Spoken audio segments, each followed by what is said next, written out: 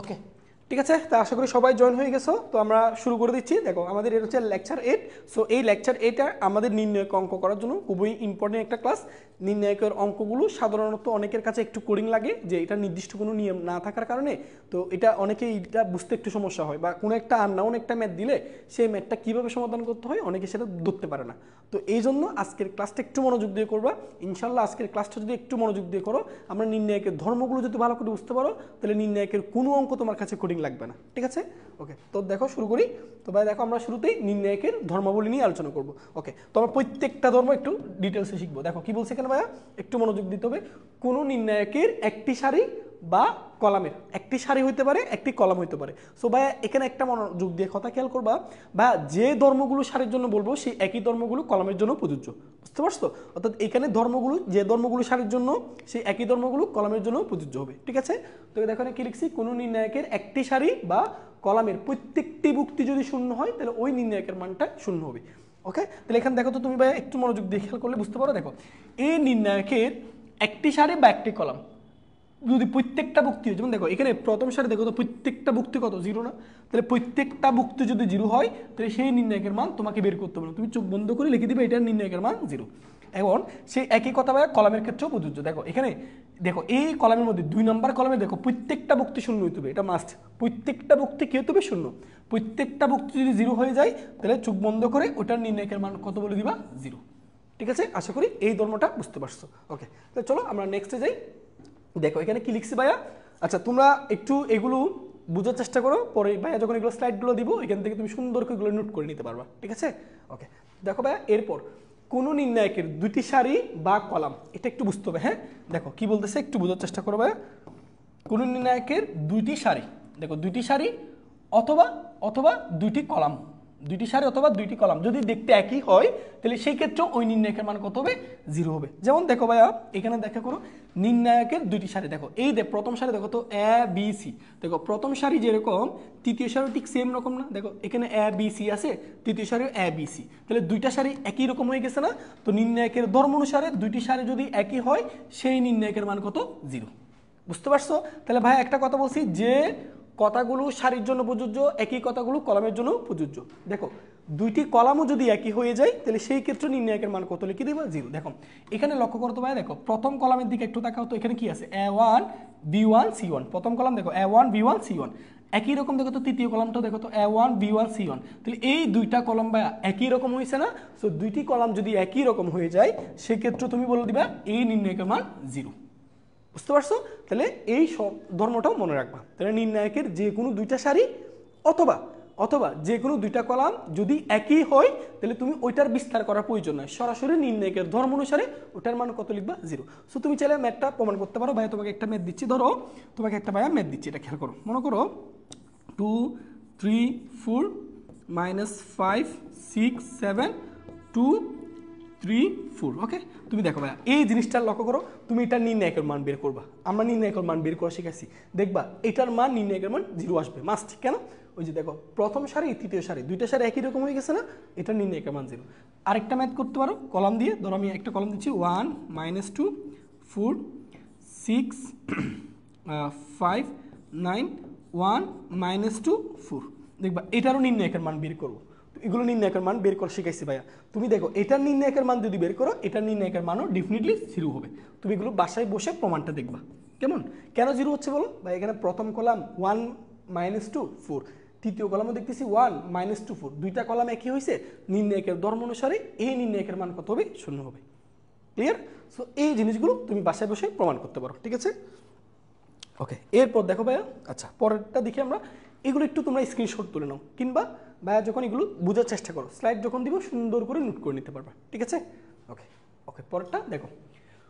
কোন নির্ণায়কের সারিগুলোকে কলামে, কোন নির্ণায়কের প্রতিটি সারিকে, এই যে প্রতিটি সারিকে তুমি যদি প্রতিটি সারিকে কলামে রূপান্তর করো, কিংবা কলামগুলোকে সারিতে রূপান্তর করো, অর্থাৎ সারি কলামের মধ্যে যদি এক্সচেঞ্জ করো, তাহলে সেই ক্ষেত্রে নির্ণায়কের ধর্ম বলতেছে নির্ণায়কের মানের কোনো পরিবর্তন হয় না। তো ভাইয়া তোমাকে এক্সাম্পল দিই, তাহলে বুঝতে পারবা। মনে করো ভাইয়া এই নির্ণায়কের মান ধরলাম এম, ধরে নাও ভাইয়া এই নির্ণায়কের মান কত ধরছি, এম। এখন তুমি এই নির্ণায়কের, এই যে এই নির্ণায়কের প্রত্যেকটা সারিকে, প্রত্যেকটা সারিকে কলামে বা প্রতিটি কলামকে সারিতে যে কোনো একটা করলে হবে। হ্যাঁ, প্রত্যেকটা সারিকে কলামে রূপান্তর করো, তাহলে প্রত্যেকটা সারি এ বি সি কলামে রূপান্তর করে দাও ডি ই এফ, ঠিক আছে, এটাকে কলামে রূপান্তর করে দাও জি এইচ আই। তো নির্ণায়কের ধর্ম বলতেছে কি, এই ক্ষেত্রে নির্ণায়কের মানের কোনো পরিবর্তন হবে না। আগে যদি নির্ণায়কের মান এম হয় তাহলে এখনো নির্ণায়কের মান হবে এম, ঠিক আছে। তো বুঝতে পারছো আশা করি, ঠিক আছে। তাহলে এই জিনিসটা মাথায় রাখবা, নির্ণায়কের প্রতিটি সারিকে আমি যদি কলামে রূপান্তর করে ফেলি তাহলে নির্ণায়কের মানের কোনো পরিবর্তন হবে না। সো আমি বলতে পারি, দেখো এটাকে তুমি যদি ম্যাট্রিক্স চিন্তা করো তাহলে ম্যাট্রিক্সের প্রতিটি সারিকে কলামে রূপান্তর করে দিলে নতুন যে ম্যাট্রিক্স পাওয়া যায় সেটা কি বলা হয়, বিম্ব ম্যাট্রিক্স। তাহলে আমরা একটা কথা কি দাবি করতে পারি, এ ম্যাট্রিক্সের নির্ণায়কের মান এবং এ এর বিম্ব ম্যাট্রিক্সের নির্ণায়কের মান, এই দুইটা মান সবসময় সমান হবে নির্ণায়কের ধর্ম অনুসারে। তুমি বাসে একটা এক্সাম্পল করতে পারো, ধরো ভাইয়া এটা 1 5 -7 2 3 -1 0 -5, ধরো এটা ভাইয়া দিচ্ছি 4, ওকে। এটার তুমি নির্ণায়কের মান বের করবা, ঠিক আছে, এটার একটা নির্ণায়কের মান ভাইয়া বের করবা, এটার একটা নির্ণায়কের মান বের করবা, ঠিক আছে। তারপর তুমি এটার প্রতিটি সারিকে কলামে রূপান্তর করো, তাহলে কলামে রূপান্তর করে দাও 1 5 -7, তারপর 2 3 -1, সারিকের কলামে রূপান্তর করো 0 -4 -5 4, ওকে। তাহলে আগেরটা নির্ণায়কের মান যা আসবে এটারও দেখবে নির্ণায়কের মান সেম আসতেছে, ঠিক আছে। সো তুমি চাইলে এটা বাসায় ট্রাই করতে পারো, ভাইয়া তো নির্ণায়কের মান বের করা শিখেছি, ওকে। তো ওই জিনিসটা তুমি অ্যাপ্লাই করে দেখো, এটা নির্ণায়কের মান বের করো, দেন প্রত্যেকটা সারিকে কলামে রূপান্তর করে নতুন একটা নির্ণায়ক গঠন করো, তারও নির্ণায়কের মান বের করো, দেখবে দুইটা মান সেম আসতেছে, মনে থাকবে। তাহলে এই ধর্মগুলো সহজ না, ওকে। আচ্ছা, তো একটু বোঝার চেষ্টা করো, ঠিক আছে। তাহলে ভাইয়া দেখো ভাইয়া কি কি বলছি ধর্মগুলো। প্রথমটা হচ্ছে, দেখো প্রথমটা নির্ণায়কের মান কখন শূন্য হবে সেটা দুইটা শর্ত মনে রাখতে পারো। একটা হচ্ছে যদি যে কোনো একটা সারি বা যে কোনো একটা কলামের প্রত্যেকটা ভুক্তি শূন্য হলে সেক্ষেত্রে নির্ণায়কের মান শূন্য হয়। আরেকটা কেসে কি দেখছিলাম, নির্ণায়কের মান এখানেও শূন্য হবে কখন, যদি একটা নির্ণায়কের যে কোনো দুইটা সারি অথবা যে কোনো দুইটি কলাম একই হয়ে যায় সেক্ষেত্রে নির্ণায়কের মান শূন্য। এবং তৃতীয় নম্বরে দেখছিলাম নির্ণায়কের প্রতিটি সারিকে আমি যদি কলামে রূপান্তর করি তাহলে নতুন যে নির্ণায়কটা পাওয়া যায় আগের নির্ণায়ক আর নতুন নির্ণায়ক দুইটার মান সবসময় সেম হবে, ঠিক আছে, ওকে। সো আমরা পরের ধর্মে যাই। দেখো এখানে একটু খেয়াল করতে হবে ভাইয়া, একটু বোঝার চেষ্টা করো কি বলছি এখানে। কোনো নির্ণায়কের দুইটি সারি, দেখো এই কথাগুলো একটু খেয়াল করো, দুইটি সারি বা কলাম, এখানে দেখো যে কোনো দুইটা সারি, আগে তুমি কি করছো, প্রত্যেকটা সারি আগে সারিগুলোকে কলামে রূপান্তর করছো, প্রতিটি সারিকে কলামে রূপান্তর করছো, কিংবা প্রতিটি কলামকে সারিতে রূপান্তর করছো, তাই না। বাট এখন হচ্ছে সারির মধ্যে এক্সচেঞ্জ করবা, কলামের মধ্যে এক্সচেঞ্জ করবা। দেখো প্রশ্নটা বুঝো ভাইয়া, এক্সাম্পল দিলে আরো বেশি ক্লিয়ার হবে, ঠিক আছে। তো দেখো দুইটি সারি বা দুইটি কলাম পরস্পর স্থান বিনিময় করলে নির্ণায়কের সাংখ্যিক মানের কোনো পরিবর্তন হবে না, বা নির্ণায়কের মানের কোনো পরিবর্তন হবে না সাংখ্যিক মানের, কিন্তু চিহ্ন পরিবর্তন হবে। আচ্ছা বুঝাই দি ভাইয়া, ধরলাম এই নির্ণায়কের মান, মনে করো আমার এই নির্ণায়কের মান আমি পাইছি হচ্ছে পি, ধরে নাও এই নির্ণায়কের মান আমি পাইছি পি, পজিটিভ একটা মান পাইছি। এখন আমি কি করতেছি, দেখো পরের কেসে আমি ভাইয়া কি করতেছি একটু মনোযোগ দিয়ে খেয়াল করো ভাইয়া, এখানে কি করতেছি, এখানে আমি যে কাজটা করব, আমরা এই যে দ্বিতীয় যে সারি আছে না সেই দ্বিতীয় সারিকে প্রথম সারিতে লিখবো আর প্রথম সারিটাকে দ্বিতীয় সারিতে লিখবো। তাহলে দেখো তো দুইটা সারির মধ্যে স্থান বিনিময় করছি না, তাহলে আসো লিখো, তাহলে দ্বিতীয় সারিটাকে প্রথম সারিতে লিখো, তাহলে কি লিখবা ডি ই এফ, ওকে। এবার প্রথম সারিটা দ্বিতীয় সারিতে লিখো, তাহলে কি দেখো এ বি সি, আর এটা হুবহু রেখে দাও জি এইচ কে। বলো কয়টা সারির মধ্যে তুমি স্থান বিনিময় করছো, দুইটি সারির মধ্যে স্থান বিনিময় করছো। দেখো দ্বিতীয় সারিটা গেছে প্রথম সারিতে আর প্রথম সারিতে আসছে দ্বিতীয় সারিতে, তাহলে দুইটা সারির মধ্যে আমি স্থান বিনিময় করছি না। তাহলে নির্ণায়কের ধর্ম কি বলতেছে, স্থান বিনিময় করলে নির্ণায়কের সাংখ্যিক মানের কোনো পরিবর্তন হবে না, মানে আগে যদি সাংখ্যিক মান পি পাও এখনো সাংখ্যিক মান পি পাবা, মানে মানের দিক দিয়ে কোনো পরিবর্তন হবে না, ঠিক আছে। কিন্তু চিহ্ন পরিবর্তন হবে। কিরকম, ধরো তুমি আগে পজিটিভ একটা মান পাইছো, তাহলে পরের বারে একই মান থাকবে বাট নেগেটিভ মান পাবা, একই মান থাকবে বাট নেগেটিভ মান। আগে যদি পজিটিভ পি পাই তাহলে পরের বার পাবো আমি নেগেটিভ পি, ঠিক আছে। আশা করি ব্যাপারটা ক্লিয়ার। তাহলে এই কথাটা বা যে কথাটা বলছি এই কথাটা সারির জন্য প্রযোজ্য, আবার একই কথা কলামের জন্য প্রযোজ্য। তুমি যদি এরকম করো, ধরো আমি আরেকটা কেস দেখাচ্ছি, আমি যদি এরকম করি, এবার কলামগুলো মনে করো ভাইয়া এই যে তৃতীয় কলামটাকে প্রথম কলামে রাখবো আর প্রথম কলামটাকে তৃতীয় কলামে নিয়ে যাব। তাহলে কলামের মধ্যে স্থান বিনিময় করছি। তাহলে আসো তৃতীয় কলামটাকে প্রথম কলামে নিয়ে যাও। তাহলে কত লিখবো বলো ভাইয়া? আমি কত লিখবো? সি এফ কে তৃতীয় কলামটাকে প্রথম কলামে নিয়ে গেলাম। এবার প্রথম কলামটা তৃতীয় কলামে, মাঝখানেটা ঠিক থাকবে, ভি ই এইচ। এবার প্রথম কলামের তৃতীয় কলামে লিখো। তাহলে কত? A D G. তাহলে দেখো দেখো নির্ণায়কের দুইটি কলামের স্থান বিনিময় করছো না? তাহলে নির্ণায়কের ধর্ম বলতেছে এটার সাংখ্যিক মানে কোনো পরিবর্তন হবে না, কিন্তু চিহ্নের পরিবর্তন হবে। আগে কেমন মান পাইছো? পি মান পাইছো পি, কেমন? পজিটিভ চিহ্ন বিশিষ্ট। তাহলে পরের বারও মান পাবা পি, কিন্তু নেগেটিভ চিহ্ন বিশিষ্ট, তার মানে মাইনাস পি। বুঝতে পারছি? ওকে, তুমি এবার এক্সাম্পল করতে পারো, বাসায় গিয়ে এটা ট্রাই করবো ভাই, এটা ট্রাই করবো। ধরো ভাই একটা দিচ্ছি, প্রত্যেকটা জিনিসের এক্সাম্পল দিচ্ছি, তুমি নিজেরা চেষ্টা করবা, ঠিক আছে? ওকে, ধরো ভাইয়া দিলাম -3 0 7 2 1 8 6 9 1। এই যে এটা দিলাম, হ্যাঁ, এটা নির্ণয়। তুমি একটা কাজ করবা, এটার নির্ণায়কের মান বের করবা। এটা নির্ণায়কের মান কি পাও আমি জানি না, যে কোনো হয় পজিটিভ পাইতে পারো, নেগেটিভ পাইতে পারো, যে কোনো একটা পাবা। এখন তুমি কি করবা, এটার সারি, দুইটা সারি অথবা দুইটা কলামের মধ্যে স্থান বিনিময় করবা। সারি হইতে পারে, কলাম হইতে পারে, ঠিক আছে? সো দেখো ভাইয়া, লক্ষ্য করো, এই যে আমি কি করতেছি এখন, তৃতীয়, আচ্ছা আমি এটা দেখাই, তৃতীয় সারিটা হচ্ছে দ্বিতীয় সারিতে নিয়ে যাব, আর দ্বিতীয় সারিটা তৃতীয় সারিতে নিয়ে আসবো। তাহলে সেই কথাটা তুমি কলামের মধ্যেও করতে পারো। কয়টা কলামের মধ্যে স্থান বিনিময় করবা? দুইটা। ওকে, এবার আসো দেখো স্থান বিনিময় করতেছি, তাহলে মনোযোগ দিয়ে খেয়াল করো।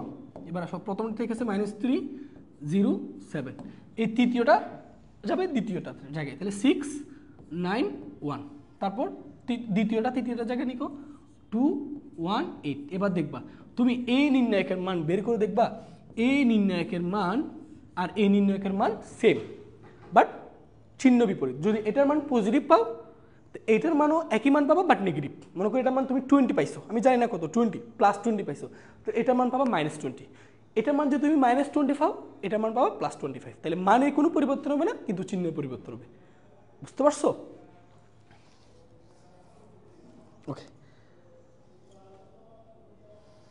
আচ্ছা, ওকে, একটু নোট করে নাও, স্ক্রিনশট তোলো, বা এগুলো তুমি চাইলে পরে যখন ভাই স্লাইড দিয়ে দিব তখন করতে পারবা, ঠিক আছে? বুঝতে পারছো কিনা একটু জানাও তো ভাইয়াকে, বুঝতে পারছো কিনা ভাইয়াকে একটু জানাও, বুঝতে পারছো কিনা ভাইয়াকে একটু জানাও। আচ্ছা, ওকে,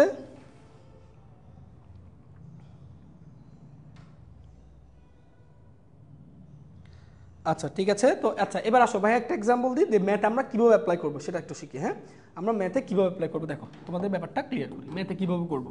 ধরো আমার কাছে একটা নির্ণায়ক আছে, মনে করো ভাইয়া বললাম যে এটা এ, এটা ভি, এটা সি, এটা ডি, এটা ই, এটা এফ, এটা জি, এটা এইচ, এটা আই। ভালো করে বুঝার চেষ্টা করো, ভালো করে বুঝো।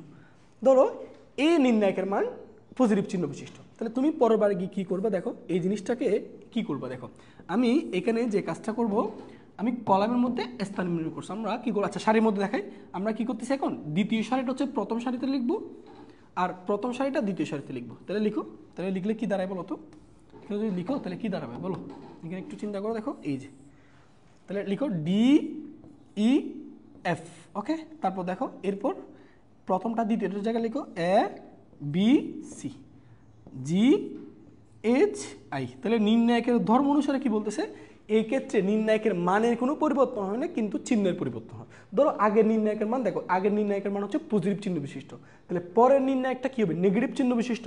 তার মানে এই নির্ণায়কের আমি একটা সামনে মাইনাস বসিয়ে দেবো। তাহলে এই মাইনাসটা কোত্থেকে আসতেছে সেটা ম্যাথে তোমাকে বুঝতে হবে। এই মাইনাসটা ভাই কোত্থেকে আসলো, ওই যেভাবে আপনি শিখাইছিলেন, নির্ণায়কের যে কোনো দুইটা সারি অথবা যে কোনো দুইটা কলামের মধ্যে স্থান বিনিময় করলে নির্ণায়কের মানে কোনো পরিবর্তন হবে না, শুধু চিহ্নের পরিবর্তন হবে। তাহলে আগের নির্ণায়কের মান যা, এখন নির্ণায়কের মানও তা, শুধু চিহ্ন পরিবর্তন হয়েছে। আগের নির্ণায়কের মান পজিটিভ চিহ্ন বিশিষ্ট, আর এই নির্ণায়কের মান হচ্ছে নেগেটিভ চিহ্ন বিশিষ্ট। বুঝতে পারছি? ওকে, আশা করি ক্লিয়ার হয়েছে। এখন আসো, এখন দেখো, এখন এবার আসো এই দুইটার মধ্যে যদি আবার স্থান বিনিময় করবো, এবার দেখো এইটার মধ্যে আবার স্থান বিনিময় করবো, কি করবো, আমি এই তৃতীয়টা সারিটাকে এবার দ্বিতীয় সারির মধ্যে পাঠাবো, এবার এই দ্বিতীয় সারিটাকে তৃতীয় সারির মধ্যে পাঠাবো। তাহলে দেখি তো কি আসে এখন, এখন দেখো তো কি আসে, জি এখন চিন্তা করো, দেখো এই যে তাহলে ডি ই এফ, ঠিক আছে। এবার তৃতীয় সারিটা দ্বিতীয় সারির কাছে যায়, গেলে কত হবে জি এইচ আই, ঠিক আছে। দ্বিতীয় সারিটা এবার তৃতীয় সারিতে নিয়ে আসো, তাহলে কি হবে এ বি সি। তাহলে এখন দেখো তুমি ভাই আবারও দুইটা সারির মধ্যে স্থান বিনিময় করছো না, তাহলে দুইটা সারির মধ্যে স্থান বিনিময় করলে তুমি আরেকটা কি আসবে মাইনাস। তুমি প্রথমবার যখন দুইটা সারির মধ্যে স্থান বিনিময় করছো প্রথম ক্ষেত্রে একটা মাইনাস পাইছো, এই যে মাইনাস। আবার দেখো দ্বিতীয় ক্ষেত্রে আবার দেখো তো এই যে এই তৃতীয় সারিটা গেছে দ্বিতীয়তে, আবার দ্বিতীয়টা আসছে তৃতীয় সারিতে, তাহলে আবারও তুমি দুইটা সারির মধ্যে কি করছো চিহ্ন এক্সচেঞ্জ করছো, স্থান বিনিময় করছো, তাহলে আরেকটা মাইনাস আসবে, সেই মাইনাস আর এই মাইনাস মিলে প্লাস হয়ে যাবে। বা আরও সহজ করে চিন্তা করতে পারো, এই নির্ণায়কের মানটা কি নেগেটিভ না, তাহলে আমি দেখো এই নির্ণায়কের যে কোনো দুটো সারির মধ্যে স্থান বিনিময় করছি, তাহলে এটার মান যদি নেগেটিভ হয় তাহলে পরের মানটা কি হবে পজিটিভ হবে, এই দেখো প্লাস, ঠিক আছে। সো এই জিনিসটা আমরা ম্যাথে ইউজ করবো। সো ম্যাথে যখন আমরা ভাইয়া এই কাজটা করবো তুমি সাথে সাথে ক্যাচ করবো, সেটা হচ্ছে কি আমরা যদি দুইবার স্থান বিনিময় করি তাহলে নির্ণায়কের চিহ্নের মানের কোনো পরিবর্তন হবে না। কেন? কারণ দুইবার যদি পরিবর্তন করো তাহলে প্রথমবার করলে মাইনাস আসবে, দ্বিতীয়বার করলে মাইনাস আসবে, তাহলে মাইনাস মাইনাস আলটিমেটলি কি হবে প্লাস হবে না। তাহলে একবার বিনিময় যখন করবো ম্যাথে যখন আমরা অঙ্ক করবো, একবার বিনিময় যখন করবো, একবার বিনিময় করলে আমরা একটা মাইনাস দিব। যখন দেখতেছি আমরা একবার বিনিময় না করে দুইবার বিনিময় করছি, দেখো এখানে একবার বিনিময় করলাম, এখানে একবার বিনিময় করলাম, কয়বার বিনিময় করছি দুইবার বিনিময় করছি, তাই না। তার মানে কি দেখো আগে নির্ণয় একটা ফিরে পাইছো না। তো এই জিনিসটা ভাই আমরা ম্যাথে ইউজ করবো, ঠিক আছে। সো এই জিনিসগুলো তোমাকে বুঝতে হবে, যখন ভাইয়া ম্যাথে এগুলো অ্যাপ্লাই করবো তখন তুমি যাতে এগুলো ভালো করে বুঝতে পারো। যদি এই নির্ণায়কের ধর্মগুলো মনোযোগ দিয়ে খেয়াল করো এবং বুঝতে পারো, নির্ণায়ক অঙ্কগুলো কোডিং লাগবে না।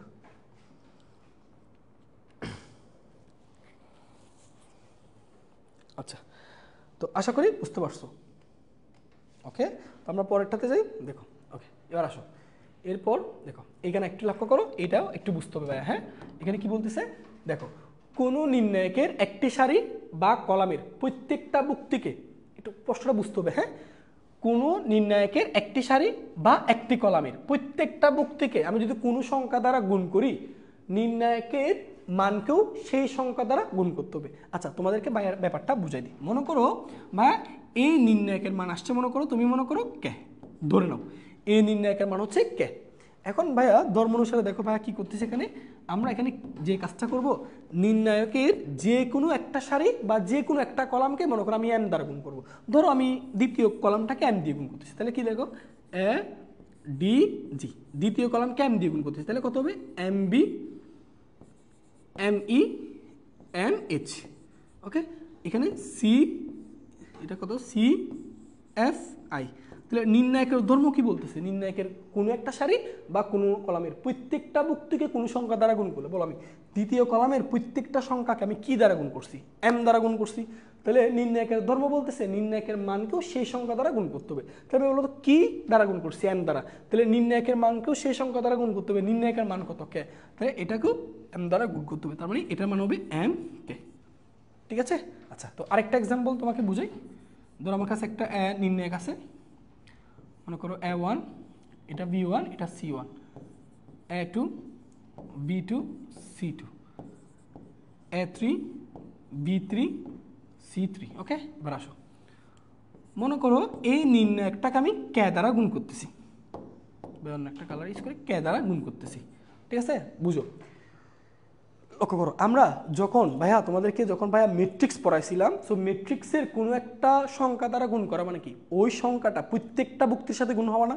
ম্যাট্রিক্সে এই জিনিসটা তো পড়ছি। ম্যাট্রিক্সে আমি যখন এ থেকে 3a লিখতাম, তাহলে তুমি কি করতে বলো তো, এ ম্যাট্রিক্সের যতগুলো বুক্তি আছে সবগুলো বুক্তিকে কত দিয়ে গুণ করতে, 3 দিয়ে। বাট নির্ণায়কের বেলায় এই ব্যাপারটা হবে না। নির্ণায়ককে তুমি যদি কোনো একটা সংখ্যা দ্বারা গুণ করো, এই সংখ্যাটা কিন্তু প্রত্যেকটা বুক্তির সাথে গুণ হবে না, এটা মাথায় ঢোকে নাও। নির্ণায়কের বেলায় প্রত্যেকটা বুক্তির সাথে এটা গুণ হবে না, এটা গুণ হবে যে কোনো একটা নির্দিষ্ট সারি বা যে কোনো একটি কলামের প্রত্যেকটা বুক্তির সাথে। অর্থাৎ তুমি ক্যাটাকে হয় যে কোনো একটা সারির প্রত্যেকটা বুক্তির সাথে গুণ করবা, নাহলে যে কোনো একটা কলামের প্রত্যেকটা বুক্তির সাথে গুণ করবা, ঠিক আছে। তাহলে আমি দেখো, আমি যদি ক্যাকে এই ক্যাকে যে কোনো একটি সারির যে কোনো একটি কলামের প্রত্যেকটা বুক্তির সাথে গুণ করবো, তাহলে আমি ক্যাকে তৃতীয় সারির মধ্যে গুণ করতে পারি। তাহলে দেখো তো, আমি যদি গুণ করি তাহলে কি হয়, A1, B1, C1, A2, B2, C2। এবার তৃতীয় সারির সাথে, তৃতীয় সারির প্রত্যেকটা বুক্তির সাথে এই ক্যাটা গুণ করে দেবে, তাহলে কি হবে কে A3, কে B3 কে C3। আশা করি বুঝতে পারছো, ঠিক আছে? বলো তাহলে কখনো যদি দেখো এই জিনিসটা যে নির্ণায়কের সাথে কোনো কিছু গুণ আকার আছে, তার মানে এই না যে তুমি ওই সংখ্যা দিয়ে প্রত্যেকটা ভুক্তিকে গুণ করবে, এরকম না। তুমি ওই সংখ্যা দ্বারা যে কোনো একটা সারির প্রত্যেকটা ভুক্তিকে গুণ করতে পারবা, অথবা অথবা যে কোনো একটি কলামের প্রত্যেকটা ভুক্তির সাথে গুণ করবা। আমি যখন এখানে তৃতীয় সারির মধ্যে গুণ করছি, তুমি চাইলে এই কে চাইলে দ্বিতীয় কলামের সাথেও গুণ করতে পারো, তখন আর সারির সাথে গুণ করা যাবে না, মানে হয় সারির সাথে করতে হবে নাহলে কলামের সাথে করতে হবে। ব্যাপারটা বুঝতে পারছো? ওকে, এটা কি বুঝতে পারছি আমরা? ভাইয়া এটা কি বুঝতে পারছি কিনা ভাইয়াকে একটু জানাও, এটা বুঝতে পারছে কিনা একটু জানাও ভাইয়াকে, এটা বুঝতে পারছো কিনা ভাইয়াকে একটু জানাও, ঠিক আছে?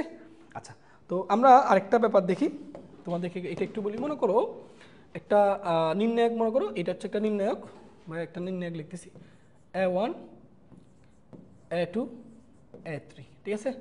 তো মনে করো MB1 MB2 MB3, তারপর C1 C2 C3, এটা হচ্ছে নির্ণায়ক, ঠিক আছে? তো এই আমরা ম্যাট্রিক্সের বেলায় কোনো কিছু কমন নিতে হলে ওই সংখ্যাটা সবার মধ্যে থাকতে হয়, তাই না? সবগুলো ভুক্তির মধ্যে থাকতে হয়, কিন্তু নির্ণায়কের ক্ষেত্রে ব্যাপারটা এমন না। নির্ণায়কের ক্ষেত্রে যে কোনো একটা সারি, যে কোনো একটি কলাম থেকে তুমি চাইলে কমন নিতে পারবা, আর ম্যাট্রিক্সের বেলায় প্রত্যেকটা ভুক্তি থেকে কমন নিতে হইতো, কিন্তু নির্ণায়কের বেলায় যে কোনো একটি সারি অথবা যে কোনো একটি কলাম থেকে তুমি সকল ভুক্তি থেকে কমন নিতে পারবা, ঠিক আছে? যেমন আমি দেখো এই যে দ্বিতীয় সারি আছে না, দ্বিতীয় সারির সকল ভুক্তি থেকে আমি এমটা কমন নিব, তাহলে এমটা যদি কমন নিই তাহলে পরের লাইনে কি লিখবো? M into A1 A2 A3 B1 B2 B3 C1 C2 C3, বুঝতে পারছো? তাহলে এই আশা করি নির্ণায়কের এই ধর্মটা তোমাদের কাছে ক্লিয়ার হয়েছে। একটু বুঝতে পারছো কিনা বাইকে একটু জানাও, ঠিক আছে?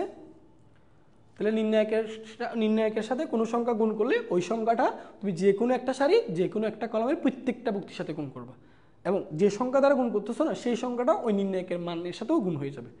ওকে, আশা করি বুঝতে পারলাম, ঠিক আছে? ওকে, তো আমরা পরের ধর্মগুলো দেখি একটু। আচ্ছা, ধর্মগুলো একটু খেয়াল করো, এই ধর্মগুলো আমরা অনেক জায়গায় অ্যাপ্লাই করবো ম্যাথে, ঠিক আছে? ওকে, পরেরটা দেখি। আচ্ছা, তো আমরা এইখানে যে জিনিসটা করবো সেটা হচ্ছে তুমি এই সংজ্ঞাটা পড়ে ব্যাপারটা বুঝতে পারো না, সো ব্যাপারটা আমরা হাতে কলমে তোমাকে বুঝিয়ে দেবো উদাহরণের মাধ্যমে। একটু খেয়াল করো, আগে কি বলতেছে একটু শুনি। হ্যাঁ, কি বলে? নির্ণায়কের কোনো কলাম বা সারির প্রতিটি ভুক্তি অন্য একটি কলাম বা সারির অনুরূপ ভুক্তিগুলোর দ্বারা যোগ বা বিয়োগ করলে নির্ণায়কের মানে কোনো পরিবর্তন হবে না। আচ্ছা, তো এই যে কথাটা বলছে সেই কথাটা তুমি যদি এমনি পড়ে যা বুঝতে পারবে না, আমরা এক্সাম্পল দিয়ে বুঝাই। চলো, কি বলতেছে মনে করো ভাইয়া, এই যে মনে করো এটা খুবই ইম্পর্টেন্ট। এই এটা স্টার মার্ক দাও, ধরো এটা স্টার মার্ক দাও, এই ধর্মটা স্টার মার্ক দাও, যত পারো স্টার মার্ক দাও। কেন? এই ধর্মটা আমরা প্রত্যেকটা ম্যাথে ইউজ করতে হবে, প্রত্যেকটা ম্যাথে ইউজ করতে হবে, ঠিক আছে? সো ভালো করে বুঝতে হবে। হ্যাঁ, কি বলতেছে? অর্থাৎ এখানে যে কথাটা বলছে সেটা তোমাকে ভাইয়া গুছিয়ে দিই। এখানে নির্ণায়কের মান, অর্থাৎ তুমি যদি এই নির্ণায়কের সাথে, বা এখানে লিখি এই নির্ণায়কের সাথে, মনে করো আমি এখানে কি করতেছি, ধরো আমি এখানে প্রথম কলামের সাথে তৃতীয় কলাম যোগ করব। বুঝো, কথাগুলো বুঝো। আমি প্রথম কলামের সাথে আমরা তৃতীয় কলাম যোগ করব। তাহলে প্রথম কলামের সাথে তৃতীয় কলাম যোগ করা মানে কি? অনুরূপ ভুক্তিগুলোর মধ্যে যোগ হবে, মানে এটার প্রথমের সাথে এটা প্রথমটা যোগ করবা, এটা দ্বিতীয়ের সাথে এটা দ্বিতীয়টা যোগ, এটা তৃতীয়ের সাথে এটা তৃতীয়টা যোগ। এই কথাটা বলছে। কোনো কলাম বা সারি, তুমি একটা কথা চিন্তা করো, কোনো কলাম প্রতিটি ভুক্তির সাথে অন্য একটি কলামের অনুরূপ ভুক্তিগুলোর মধ্যে তুমি যোগ বিয়োগ করতে পারবা, সেই ক্ষেত্রে নির্ণায়কের মানের কোনো পরিবর্তন হবে। এটা দ্বারা কি বুঝতেছো? মনে করো এটার নির্ণায়কের মান তুমি একটা আসছে, মনে করো এটার নির্ণায়কের মান তুমি পাইছো কে। এখন তুমি কি করতেছো? প্রথম কলামের সাথে তৃতীয় কলামকে যোগ করে সেই যোগফলটা তুমি প্রথম কলামে রাখলা, তাও দেখবা নির্ণায়কের মানের কোনো পরিবর্তন হবে না, ঠিক আছে? তো দেখো আমরা কি কোর্স করতেছি সেটা তোমাকে বুঝাই। আমরা ভাইয়া কি করলাম? আচ্ছা, তোমাকে আমি একটু এই যে প্রথম কলামের সাথে তৃতীয় কলামের ভুক্তিগুলো যোগ করে সেই যোগফলটা আমি প্রথম কলামে রাখবো।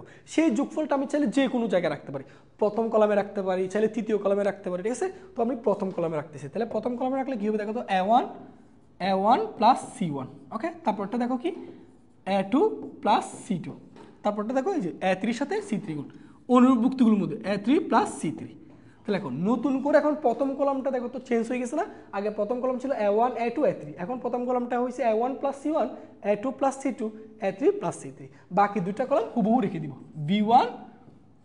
V1 দেখো V1 B2 B3 C1 C2 C3।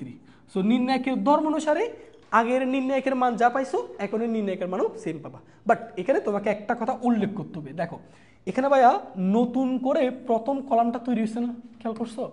নতুন করে প্রথম কলামটা তৈরি হয়েছে না? এটা কিভাবে তৈরি হয়েছে সেটা তোমাকে সাইড নোট দিয়ে স্যারকে লিখে দিতে হবে। কিভাবে তৈরি হয়েছে দেখো, নতুন করে প্রথম কলাম তৈরি হয়েছে, যে নতুন করে প্রথম কলাম, এটাকে প্রাইম দ্বারা প্রকাশ করা হয়। এটা কিভাবে তৈরি হয়েছে? প্রথম কলামের সাথে তৃতীয় কলাম যোগ করে, তাহলে লিখে দিবা C1 এর সাথে C3 যোগ করে আমি নতুন করে প্রথম কলামটা তৈরি করলাম। ঠিক আছে? আচ্ছা ধরো এবার তুমি কি করলা, লক্ষ্য করো, আরেকটা ম্যাথ দিয়ে বুঝাই। মনে করো, আচ্ছা আমি এইটা না দিই, হ্যাঁ, তাহলে আগের নির্ণায়কের মান যা, এখন নির্ণায়কের মান তা, তুমি ম্যাথ করলে তখন বুঝতে পারবা। আচ্ছা এখন আসো, এখন কি করবো দেখো, বুঝো। এখন বলো ভাইয়া আমরা এখন তাহলে প্রথমটা গেল, এখন আরেকটা কি কাজ করবো জানো?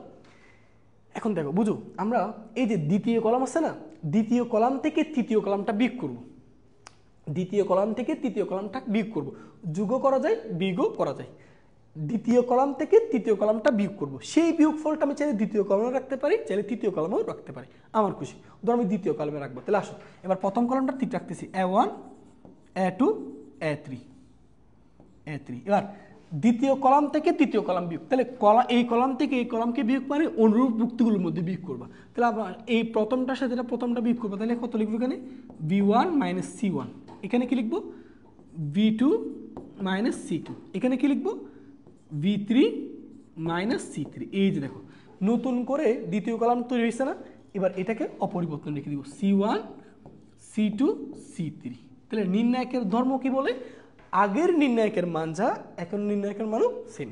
বাট এখানে একটা কথা তোমাকে সাইড নোট অবশ্যই লিখতে হবে, বলে এখানে সাইড নোটটা কি লিখবা, নতুন করে দ্বিতীয় সারিটা তৈরি হয়েছে কি, দ্বিতীয় কলামকে প্রকাশ করে সি দ্বারা। দেখো এটা তো দ্বিতীয় কলামটা ছিল V1 V2 V3, এখন দ্বিতীয় কলামটা পরিবর্তন হয়েছে না, যে পরিবর্তন বোঝাই প্রাইম চিহ্ন দিয়ে। কীভাবে হয়েছে বলো, দ্বিতীয় কলাম থেকে তৃতীয় কলাম বিয়োগ করে, তাহলে এখানে তুমি লিখবা C2 মাইনাস C3 করে। ঠিক আছে ভাইয়া, এগুলো আরও বুঝাবো। ঠিক আছে, একটু প্রথম দিকে একটু হয়তো তোমার বুঝতে সমস্যা হতে পারে বা অনেক ধরনের প্রশ্ন থাকতে পারে, বাট এগুলো আস্তে আস্তে সবগুলো ক্লিয়ার হয়ে যাবে। আমরা যখন ম্যাথ করবো তুমি এগুলো এক্সপার্ট হয়ে যাবা। হ্যাঁ, আচ্ছা ভয় পাওয়ার কোনো কিছু নেই, আচ্ছা সো আসো এরপর আমরা আরও কিছু দেখি। দেখো এটা নিয়ে আমরা আরও কিছু দেখবো। দেখো ধরো ভাইয়া এটা সবাই স্ক্রিনশট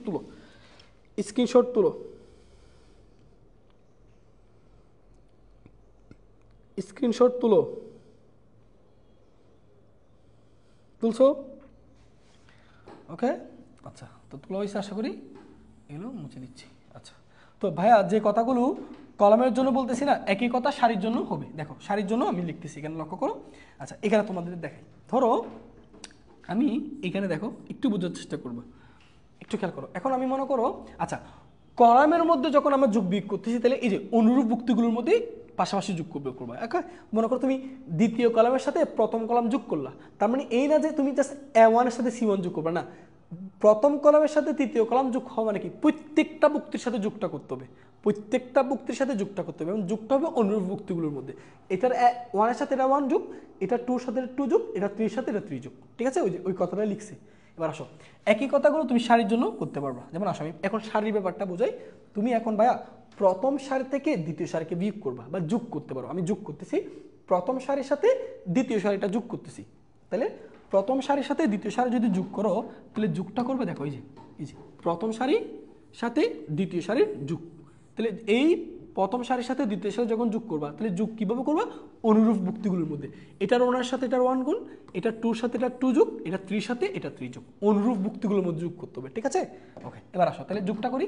আচ্ছা সেই যোগফলটা কোথায় রাখবো, আমার খুশি, আমি চাইলে প্রথম কলামেও রাখতে পারি, প্রথম সারিতেও রাখতে পারি, চাইলে দ্বিতীয় সারিতেও রাখতে পারি, এটা তোমার বিষয়। ঠিক আছে, তো আসো আমরা প্রথম সারিতে রাখতেছি। হ্যাঁ, তাহলে এখন দেখো দেখো ভাইয়া এখানে এই যে প্রথম সারির সাথে দ্বিতীয় সারি যোগ, এই যে দেখো এই দুটো যোগ করতেছি, যোগ করে যোগফলটা প্রথম সারিতে রাখতেছি। তাহলে কি করতেছি দেখো A1 প্লাস A2, ওকে, পরেরটা B1 প্লাস B2, পরেরটা C1 প্লাস C2, এই যে দেখো।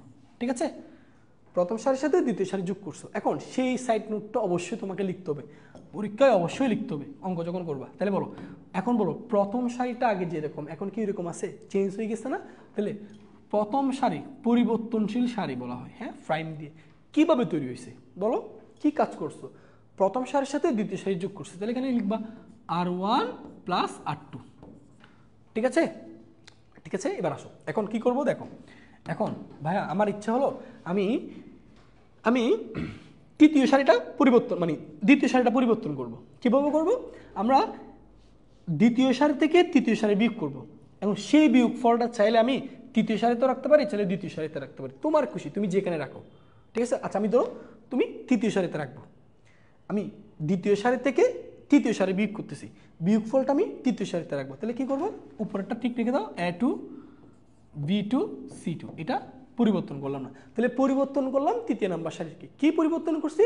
দ্বিতীয়টা থেকে এটাকে বিয়োগ করছো, তাহলে বলো দ্বিতীয়টা থেকে এটাকে বিয়োগ করো। তাহলে বিয়োগ করলে কি করবো বলো, A2 মাইনাস A3। দ্বিতীয় থেকে তৃতীয়কে বিয়োগ করলে দ্বিতীয়ের ভুক্তি থেকে তৃতীয়ের ভুক্তি বিয়োগ করবা। আর যে উল্টাটা করো, তৃতীয় থেকে দ্বিতীয়কে বিয়োগ করতেছো, তখন A3 থেকে A2 কে বিয়োগ করবা। সিম্পল ব্যাপার, ঠিক আছে। এবার এখানে বলো, এখানে কি হবে, V2 মাইনাস V3, আর এখানে যখন বিয়োগ করবা তাহলে কি লিখবে এখানে, C2 মাইনাস C3। এই যে, তাহলে এখন আমি দ্বিতীয় সারি থেকে তৃতীয় সারি বিয়োগ করছি। এখন সেই জিনিসটা আমাকে অবশ্যই সাইড নোট দিতে হবে। বলো, প্রথম সারিটা পরিবর্তন হয়েছে, দ্বিতীয় সারিটা ঠিক আছে, কিন্তু তৃতীয় সারিটাও আমরা দেখতেছি পরিবর্তন হয়ে গেছে। তাহলে তৃতীয় সারি পরিবর্তন হয়ে গেছে, R'3। এই যে পরিবর্তনকে প্রকাশ করা হয় প্রাইম চিহ্ন দিয়ে। কিভাবে পরিবর্তন হয়েছে বলো, দেখো A2 থেকে A3 কে বিয়োগ করছো, তার মানে কি দ্বিতীয় সারি থেকে তৃতীয় সারি বিয়োগ করে। ক্লিয়ার? তুমি যদি A3 মাইনাস A2 করতা, A3 minus A2, B3 minus B2, C3 minus C2 এরকম করে করতা, তখন এখানে R3 মাইনাস R2 হইতো। ক্লিয়ার? বলো, এই যে তুমি কয়টা সারির পরিবর্তন করছো? দুইটা। দেখো এই যে তুমি দুইটা সারির পরিবর্তন করছো, এই যে প্রথম সারিটা পরিবর্তন হয়েছে, তৃতীয় সারিটা পরিবর্তন হয়েছে। মনে রাখবা ভাইয়া, তুমি এই যে যোগ বিয়োগ করে সর্বোচ্চ দুইটা সারির পরিবর্তন করতে পারবা, অথবা দুইটি কলামের পরিবর্তন করতে পারবা। তাহলে নির্ণায়কের মান সেম থাকবে, বাট দুইটার চেয়ে যদি বেশি করে ফেলো তাহলে সেক্ষেত্রে নির্ণায়কের মান একই থাকবে না। তাহলে এরকমই পরিবর্তন করলে, এই যে আগের নির্ণায়কের মান যা, এখন নির্ণায়কের মানও তা। তাহলে বাট এই যে নির্ণায়কের মান একই রাখতে হলে আমি সর্বোচ্চ কয়টা কলাম বা কয়টা সারির পরিবর্তন করতে পারবো? সর্বোচ্চ আগেরটার আর এটার মধ্যে সর্বোচ্চ তুমি দুইটা সারির পরিবর্তন করতে পারো, অথবা দুইটা কলামের পরিবর্তন করতে পারো। একটাকে অপরিবর্তন মাস্ট বি রাখতে হবে, একটাকে অপরিবর্তন মাস্ট বি রাখতে হবে। সর্বোচ্চ বা ওই দুইটা, সর্বোচ্চ দুইটা, বাট সর্বনিম্ন একটাও করতে পারো, সমস্যা নেই। একটা করলেও মানের পরিবর্তন হবে না, কিন্তু ম্যাক্সিমাম করতে পারো দুইটা, দুইটার বেশি করা যাবে না। অর্থাৎ একটাকে অপরিবর্তন মাস্ট বি রাখতে হবে। তাহলে এখন দেখো দ্বিতীয় নাম্বার সারিকে অপরিবর্তন রাখছি, এই জন্য আগের নির্ণায়কের মান যা, এখন নির্ণায়কের মানও তা। ঠিক আছে? এবার দেখো ভাই, আরো আসো, আরো এক্সাম্পল দিই, একেবারে ক্লিয়ার করে ফেলবো, একেবারে ক্লিয়ার করে ফেলবো, তোমাদের যাতে কষ্ট না হয়, কখনো কষ্ট হবে না ইনশাআল্লাহ, বুঝার চেষ্টা করো। তাহলে একটা জিনিস কি তোমরা বুঝতে পারছো, আমরা যখন সারির মধ্যে যোগ বিয়োগ করতেছো, তাহলে সারির মধ্যে যোগ মানে কি, এই যে উপরে নিচে ভুক্তগুলোর মধ্যে যোগ বিয়োগ করতেছো। দেখো প্রথম সারির থেকে দ্বিতীয় সারি যোগ করছো, তাহলে A1 এর সাথে A2, B1 এর সাথে B2, C1 এর সাথে C2 যোগ করছো। আবার যখন দ্বিতীয় সারি থেকে এটাকে বিয়োগ করতেছো, A2 minus A3, B2 minus B3, C2 minus C3। তাহলে সারির মধ্যে যখন যোগ বিয়োগ করবা, উপরে নিচে যোগ বিয়োগগুলো করবা, কেমন? আর এর আগে যখন করছো, কলামের মধ্যে যখন যোগ বিয়োগ করতেছো, তাহলে পাশাপাশি যোগ বিয়োগ না, দেখো তো A1 B1, A2 B2, A3 B3। আর যখন এটা তৈরি করছো, B1 থেকে C1 কে বিয়োগ করছো, B2 থেকে C2 কে, B3 থেকে C3 কে। তাহলে কলামের মধ্যে যোগ বিয়োগ করলে পাশাপাশি যোগ বিয়োগ, ওকে। আর যদি সারির মধ্যে করো, উপর নিচে, মনে থাকবে। আচ্ছা, তো এখন আসো, এটা ভাই আরেকটা জিনিস বোঝাই তোমাদেরকে। এখন আসো, এখন ভাইয়া একটা কাজ করবে, সেটা হচ্ছে আমি বললাম না, আমি যে কোনো সারি, যে কোনো কলাম সর্বোচ্চ কয়টা পরিবর্তন করতে পারবো? দুইটা। এবার মনে করো আমি দুইটা সারি পরিবর্তন করব। কিভাবে? দেখো আমি তিনটা কলাম পরিবর্তন করতেছি। আগে দেখো, তিনটা কলামকে যোগ করব, এই তিনটা কলামকে যোগ করে সেই যোগফলটা আমার ইচ্ছা হলো আমি প্রথম কলামে রাখবো। তাহলে কি লিখবো বলো তো? তিনটা কলাম যোগ করবো, তাহলে কলামের মধ্যে যোগ মানে কি, অনুরূপ ভুক্তিগুলোর মধ্যে যোগ করতে হবে। তাহলে A1 B1 C1 যোগ করলে কি হয়, A1 plus B1 plus C1। এই প্রত্যেকটা, এই যে তিনটা কলামের মধ্যে যোগ মানে কি, প্রত্যেকটা ভুক্তির মধ্যে যোগটা করতে হবে। তাহলে পরের যোগটা করলে কি পাবো বলো, A2 plus B2 plus C2। এই তিনটা যদি যোগ করো তাহলে কি পাবা, A3 plus B3 plus C3। বুঝতে পারছো? দেখো এই যে তিনটা কলাম, এই যে তিনটা কলাম যোগ করে সেই যোগফলটা আমি প্রথম কলামে রাখলাম। তাহলে আমি একটা কলাম পরিবর্তন করছি, তাহলে আরেক কয়টা কলামে পরিবর্তন করতে বা আরও একটা পারবা। চলো আরেকটা করি। আরেকটা মানে কি, আমি দ্বিতীয় কলামটা পরিবর্তন করব। কিভাবে করব? দুইটা প্রথম আর দ্বিতীয় কলাম যোগ করব, সেই যোগফল থেকে দ্বিতীয় কলামটা বাদ দিব। তাহলে দ্বিতীয় কলামটা কীভাবে পরিবর্তন করতেছি ভাইয়া? দুইটা কলাম যোগ করতেছি, সেই যোগফল থেকে তৃতীয় কলামটাকে বাদ দিচ্ছি। তাহলে সেই জিনিসটা কীভাবে লিখবা? A1 প্লাস B1, দুইটা কলাম যোগ করছো, সেই দুইটা কলাম থেকে তৃতীয় নম্বর কলামকে বিয়োগ করছো, তাহলে মাইনাস C1। এ কীভাবে কেন? A2 plus V2 minus C2। তারপর এখানে A3 প্লাস V3, তৃতীয় কলাম বিয়োগ করো, তাহলে মাইনাস C3।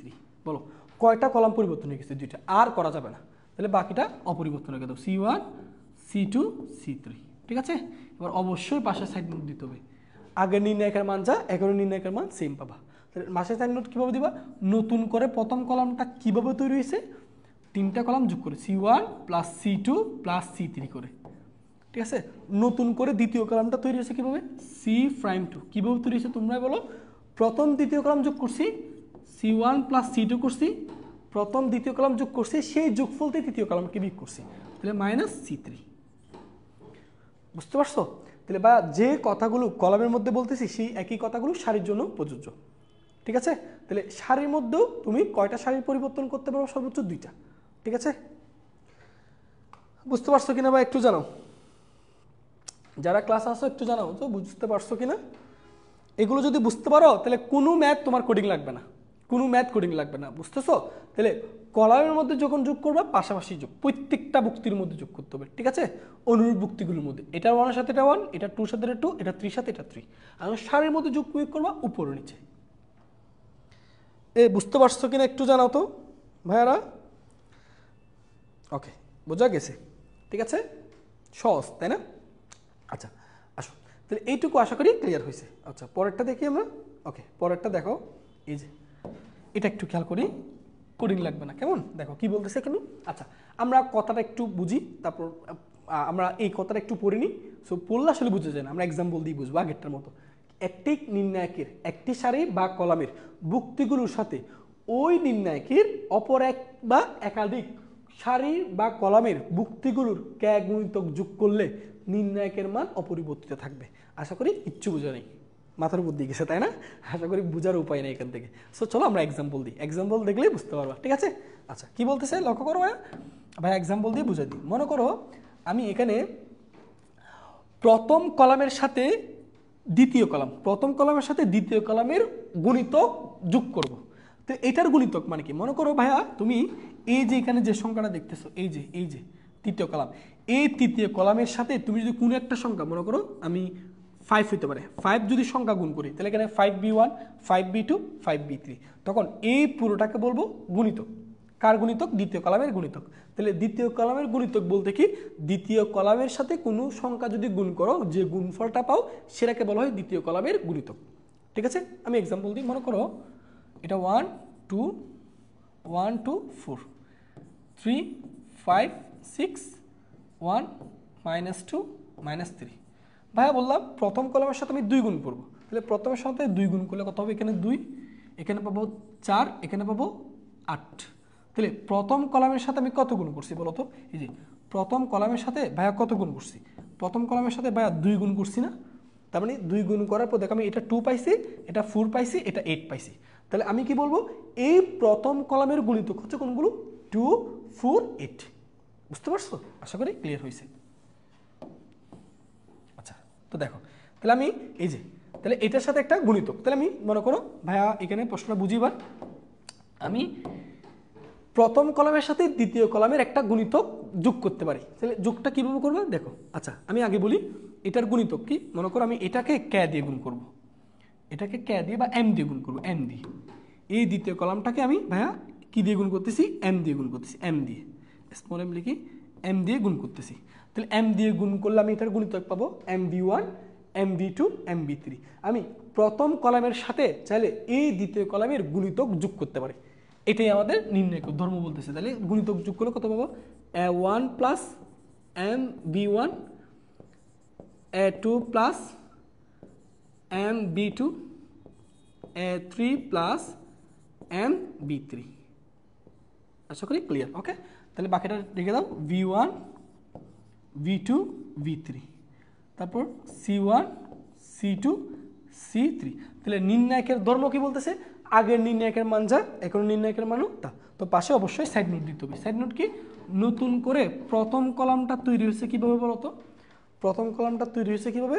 প্রথম কলামের সাথে দ্বিতীয় কলামের গুণিতক যোগ করে। তাহলে দ্বিতীয় কলামের গুণিতক মানে কি? এম দিয়ে দ্বিতীয় কলামের প্রত্যেকটা বুক্তিকে গুণ করছো।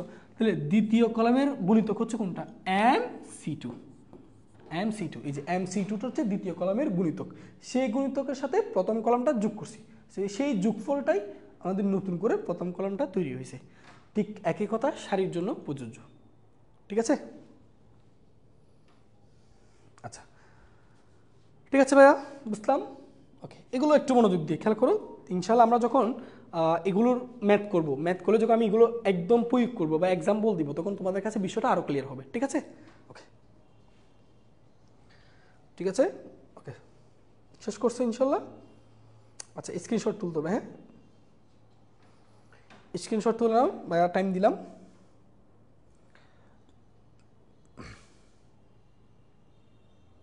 ঠিক আছে,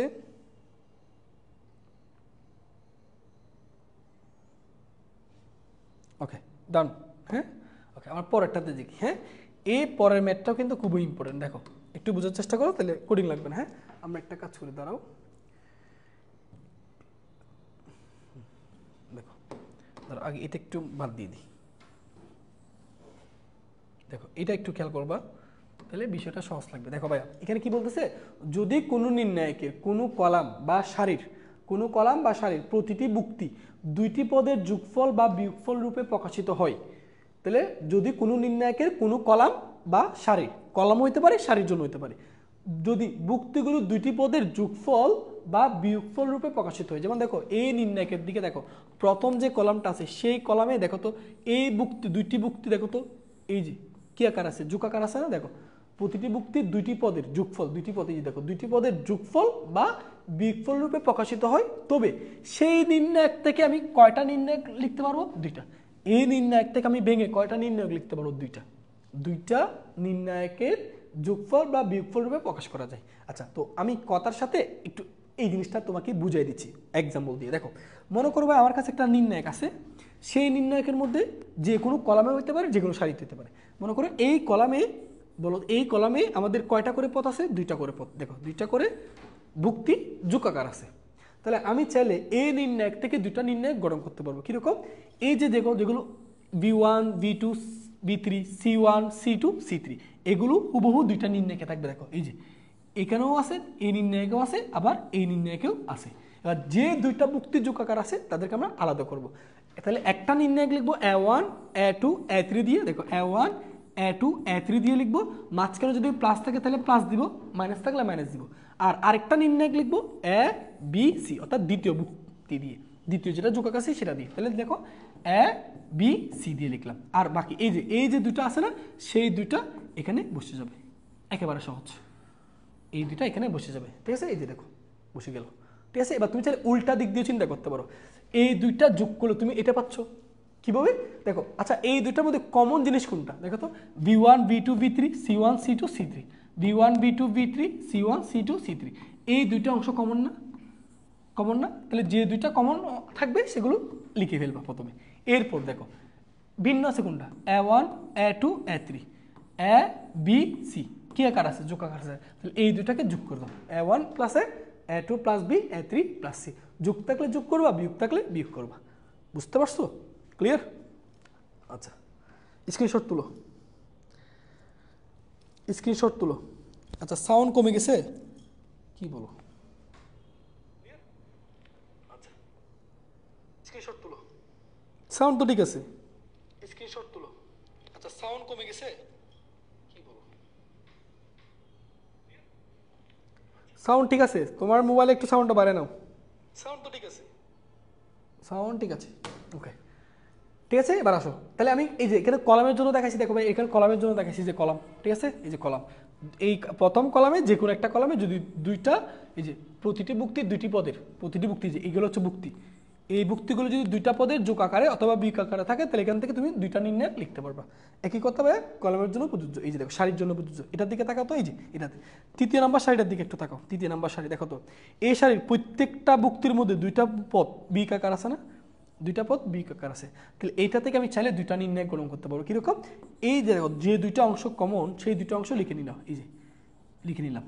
লেখার পর একবার একটা নির্ণয় লিখতেছি A3 B3 C3 দিয়ে, দেখো A3 B3 C3 দিয়ে লিখলাম, মাঝখানে কি আছে মাইনাস, তো মাইনাস লিখবা। এরপর এখানে যে দুইটা অংশ আছে সেই দুইটা অংশ এখানে হুবহু বসাই দিবা। তারপর আরেকটা নির্ণয় লিখবা, এই যে যে ভুক্তিগুলো বিয়োগ আকার আছে, পি আছে কিউ আছে আর আছে, দেখো পি কিউ আর। ঠিক আছে? তাহলে দেখো কলামের জন্য যে কথা প্রযোজ্য একই কথা সারির জন্য প্রযোজ্য। তাহলে নির্ণায়কের যে কোনো একটি সারি বা যে কোনো একটি কলামের ভুক্তিগুলোর প্রতিটি ভুক্তির দুইটি পদের যদি যোগফল অথবা বিয়োগফল আকারে থাকে তাহলে এখান থেকে ভেঙে কয়টা নির্ণায়কে লিখে যাবে? দুইটা নির্ণায়ক। সেই দুইটা নির্ণায়ক যোগফল হতে পারে অথবা বিয়োগফলের উপর প্রকাশ করতে পারবে। সেটা ডিপেন্ড করবে এইখানে যোগ আকার আছে নাকি বিয়োগ আকার আছে তার উপর। বুঝতে পারছো? এই হচ্ছে নির্ণায়কের ধর্ম। ঠিক আছে? তো এইটুকু বুঝতে পারছো কিনা বা একটু কাইন্ডলি জানো, এইটুকু বুঝতে পারছো কিনা? নির্ণায়কের ধর্মটা কি ক্লিয়ার হয়েছে তোমাদের? একটু বাইকে জানাও নির্ণায়কের ধর্ম ক্লিয়ার হয়েছে কিনা ভাইয়া একটু জানাও। নির্ণায়কের ধর্ম যদি ক্লিয়ার হয়ে থাকে ইনশাল্লাহ এখন ভাইয়া ম্যাথ শুরু করব। ঠিক আছে? ওকে, ক্লিয়ার হয়েছে? আচ্ছা ঠিক আছে। এবার দেখো ভাইয়া আমাদের সবচেয়ে বেশি ব্যবহার করবো হচ্ছে আমরা এই জিনিসগুলো, যে দেখো এই যে এই সূত্রটা। ঠিক আছে? এই যে আমরা মনে রাখবা, এই যে নির্ণায়কের মধ্যে ভাইয়া কি বলছিলাম, যে নির্ণায়কের যে কোনো সারির যে কোনো কলামের মধ্যে কি করা যায়? যোগ বিয়োগ করা যায়। ঠিক আছে? সো এই জিনিসটা আমরা অনেকবার ইউজ করব। তো ভাইয়া এক্সাম্পল দিলে আশা করি ক্লিয়ার হবে। তো মনে রাখবা কলামের মধ্যে যখন যোগ বিয়োগ করবা তাহলে পাশাপাশি প্রত্যেকটা ভুক্তির মধ্যে যোগ বিয়োগ করবা। আর যখন সারির মধ্যে যোগ বিয়োগ আসবে তাহলে উপর নিচে যোগ বিয়োগ। কেমন? আচ্ছা ঠিক আছে, আসো একটা অঙ্ক দেখি। এই যে দেখো নির্ণায়কের অঙ্ক। আচ্ছা, তো এটা আমরা সমাধান করব। দেখো ভাইয়া একটা কথা আগে শুনে রাখো, বা এই ম্যাথটা একটু টাইম নিয়ে করাবো, একটু টাইম নিয়ে তোমাদেরকে বুঝাবো। তার কারণ আছে। নির্ণায়কের অঙ্ক করতে হলে নির্ণায়কের অঙ্কের বেলায় তুমি দেখবা নির্ণায়কের অঙ্কগুলোর কিন্তু কোনো সুনির্দিষ্ট নিয়ম নাই। বুঝতেছো? সুনির্দিষ্ট কোনো নিয়ম নাই, এক একটা অঙ্ক এক এক রকম করতে হয়। তাহলে নির্ণায়কের অঙ্কগুলো সমাধান করার আমরা কৌশল শিখে নিব। কীরকম? আমাকে যদি নতুন কোনো একটা নির্ণায়কের ম্যাথ দেয় যাতে আমি চিন্তা করতে পারি এটা কীভাবে আমাকে সমাধান করতে হবে, এই যে কীভাবে সমাধান করতে হবে সেই জিনিসগুলো যদি তুমি চিন্তা করতে পারো তাহলে কখনো তোমার নির্ণায়কের অঙ্ক কঠিন লাগবে না। যে কোনো অঙ্ক দেখার সাথে সাথে কীভাবে সমাধান করবা সেই চিন্তাটা যদি তোমার মাথায় আসে কখনো অঙ্ক জিনিসটা কঠিন লাগবে না। আচ্ছা চলো সেই জিনিসটা তোমাদের শিখাই, চিন্তা কীভাবে করবা। মনে করো ভাইয়া একটা নির্ণায়ক দিল, আমাদের বললো এই যে এই নির্ণায়ক এটা প্রমাণ করতে হবে, অর্থাৎ এই নির্ণায়ক থেকে আমাকে এই রাশিটা প্রমাণ করতে হবে। ওকে, কীভাবে করবা? ভাইয়া লিখছি নির্ণায়কের অঙ্ক সমাধান করার কৌশল।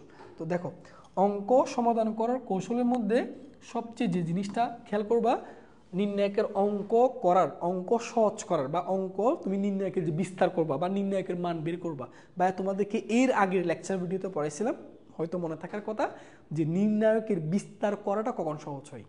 যদি নির্ণায়কের যে কোনো একটি সারি বা যে কোনো একটি কলামের অন্তত যদি দুইটি ভুক্তি শূন্য আনতে পারো, সেক্ষেত্রে নির্ণায়কের বিস্তার করা বা নির্ণায়কের মান বের করা সহজ। এটা জাস্ট মাথায় ঢুকে রাখো। ভাইয়া বলছিলাম না তোমাদেরকে এগুলো, নির্ণায়কের যে কোনো একটা সারি অথবা যে কোনো একটা কলামের ভুক্তিগুলোর মধ্যে যদি অন্তত দুইটা ভুক্তি শূন্য করতে পারো তাহলে নির্ণায়কের মান বের করা সহজ বা বিস্তার করাটা সহজ। ঠিক আছে? তো আসো এই কথাটা ভাই একটু লিখছি। নির্ণায়কের অঙ্কগুলো যখন সমাধান করবা সব সময় যে মাথায় চিন্তা করবা আমার টার্গেট থাকবে একটি সারি বা একটি কলামের অন্তত দুইটি ভুক্তি শূন্য করা। এটা হচ্ছে আমাদের মেন টার্গেট, এটা হচ্ছে আমাদের লক্ষ্য। অন্তত দুইটা ভুক্তি শূন্য করতে হবে। সেই জিনিসটা কিভাবে করব? দেখো এই যে অন্তত দুইটা ভুক্তি জিরো করতে হবে, এটা হচ্ছে ফরজ কাজ। সেই কাজটা কিভাবে করবা বা পরের ধাপগুলোতে লিখছি। প্রথম কাজ, যদি দেখো যে কোনো একটি সারি বা যে কোনো একটি কলাম থেকে যদি ভুক্তিগুলো কমন যায়, তোমার প্রথম কাজ হচ্ছে কমন নিয়ে নিবা, কমন নেওয়া। তাহলে প্রথম কাজ হচ্ছে একটা নির্ণায়ক যখন দিবে আমাদের মেন কাজ হচ্ছে নির্ণায়কের বিস্তার করা। নির্ণায়কের বিস্তার কখন সহজ হয়? যদি নির্ণায়কের একটি সারি বা কলামের অন্তত দুইটি ভুক্তি শূন্য আনতে পারে। তাহলে আমাদের টার্গেট নির্ণায়কের একটি সারি বা একটি কলামের অন্তত দুইটি ভুক্তি শূন্য আনা। সো নির্ণায়কের অঙ্ক যতগুলো অঙ্ক আছে সবগুলোর মধ্যে তোমার চিন্তা থাকবে এটাই হচ্ছে সবসময় চিন্তা, দুইটা মুক্তি জিরো করা। সেই দুইটা মুক্তি জিরো কীভাবে করবে সেই কাজটা হচ্ছে এখানে। প্রথম নির্ণায়ক যখন দেখবা, যদি দেখো যে কোনো একটি সারি বা যে কোনো একটি কলাম থেকে যদি মুক্তি কমন যায়, প্রথম কাজ হচ্ছে কমন নিয়ে নেওয়া, এটা হচ্ছে প্রথম কাজ। এরপর কমন নেওয়ার পর একটি সারি বা কলামের বুক্তির সাথে একটি সারি বা কলামের বুক্তির সাথে অন্য একটি সারির বুক্তির মধ্যে যোগ বিয়োগ করতে হবে, যোগ বিয়োগ করে তোমাদেরকে জিরো বানাইতে হবে। ক্লিয়ার? এই জিনিসটা বুঝতে পারছো কিনা বলো ভাই। আবার একটু রিপিট করতেছি, নির্ণায়কের অঙ্ক করার সময় এগুলো কীভাবে করবো ভাইয়া বুঝাবো তোমাকে, আবার জাস্ট চিন্তা করাটা শেখাচ্ছি। নির্ণায়কের অঙ্ক করার সময় আমার উদ্দেশ্য হচ্ছে যে কোনো একটি সারি যে কোনো একটি কলামের অন্তত কয়টা বুক্তি জিরো করা, দুইটা। এখন সেই দুইটা বুক্তি জিরো কীভাবে আনতে পারি? নাম্বার 1, স্টেপ 1, যদি যে কোনো সারি যে কোনো কলাম থেকে কমন যায়, প্রথম কাজ হচ্ছে কমন নিয়ে নেওয়া। ওকে, 2 নাম্বার কাজ সারি এবং বুক্তিগুলোর মধ্যে যোগ বিয়োগ করা। সারি যে কোনো একটি সারি বা যে কোনো একটি কলামের সাথে অন্য একটা সারি অন্য একটা কলামের বুক্তিগুলোর মধ্যে যোগ বিয়োগ করা। যোগ বিয়োগ কখন করতে হবে যে নিজেরাই বুঝতে পারবা।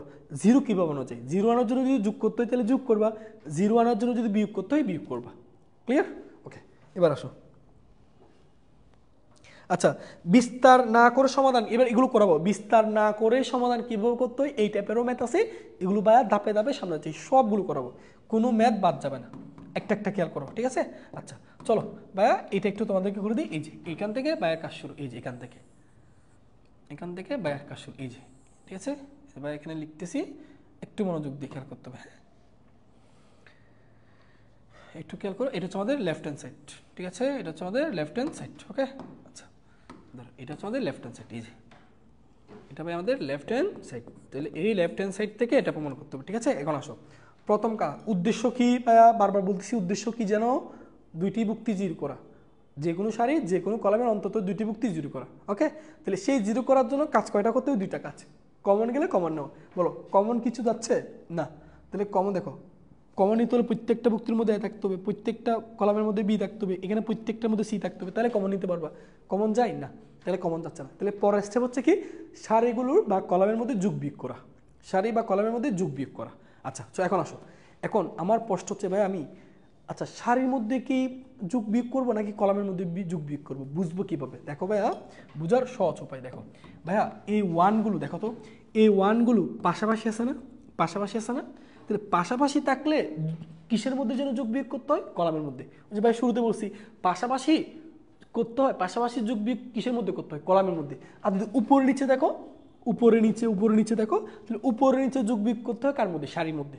বুঝতেছো? তাহলে পাশাপাশি দেখলে, পাশাপাশি যোগ বিয়োগ করার লাগলে তাহলে কলামের মধ্যে করবা, আর উপরে নিচে যোগ বিয়োগ করতে হলে সারির মধ্যে করতে হবে, ঠিক আছে? তো দেখো এক্সাম্পল দেখো। ওকে, এখন দেখো ভাইয়া কীভাবে করা যায়, তুমি সিম্পল ব্যাপার দেখো তো ভাইয়া, আমি যদি ভাইয়া তোমাকে বলি, আচ্ছা এই ম্যাথগুলো করতে করতে এগুলো এক্সপার্ট হবা, শুরুর দিকে হয়তো একটু কঠিন লাগতে পারে, তুমি একটা ম্যাথ, দুইটা ম্যাথ, তিনটা ম্যাথ যখন এগুলো করতে থাকবা, নিয়মগুলো বুঝতে থাকবা, তাহলে পরের ম্যাথ কিন্তু সহজ লাগবে, ঠিক আছে? তো দেখো, প্রথম কলাম থেকে ভাইয়া দ্বিতীয় কলাম যদি বিয়োগ করে দাও, এই যে প্রথম কলাম থেকে দ্বিতীয় কলাম বিয়োগ করো, তাহলে বিয়োগ করলে অনুরূপ বুক্তিগুলোর মধ্যে বিয়োগ করতে হবে, একের সাথে এক, দুইয়ের সাথে দুই, তিনের সাথে তিন। এক থেকে এককে বিয়োগ করলে জিরো পাবা না? ক্লিয়ার? বি থেকে বিকে বিয়োগ করলে মাইনাস বি, এখানে বিয়োগ করলে এ কিউব মাইনাস বি কিউব। আচ্ছা এরপর দেখো, এই ওয়ান থেকে এরপর দেখো, তাহলে আমার উদ্দেশ্য হচ্ছে কয়টা বুক্তি জিরো আনতে হবে? দুইটা, অলরেডি কিন্তু একটা বুক্তি চলে আসছে। এরপর আমি যদি দ্বিতীয় কলাম থেকে তৃতীয় কলামকে বিয়োগ করে দাও, দ্বিতীয় থেকে তৃতীয় কলামকে বিয়োগ করো, এই এক থেকে এই এককে বিয়োগ করলে এখানে একটা জিরো পাবো না? ভাইয়া কয়টা জিরো চলে আসলো? দুইটা। এই যে দুইটা জিরো আসলে আমাদের কাজ শেষ, আমাদের আর চিন্তাও নেই। তাহলে চলো আমাদের এবার ম্যাথ হচ্ছে, দেখো তাহলে এখানে লিখতেছি, দেখো বুঝো ভাইয়া, এই যে তাহলে তাহলে ভাইয়া কলামের মধ্যে কেন করলেন আপনি? ওয়ানগুলো পাশাপাশি আছে এই জন্য। তাহলে প্রথম কলাম থেকে দ্বিতীয় কলাম বিয়োগ করে, তাহলে দেখো ওয়ান থেকে ওয়ানকে বিয়োগ করলে কত? জিরো।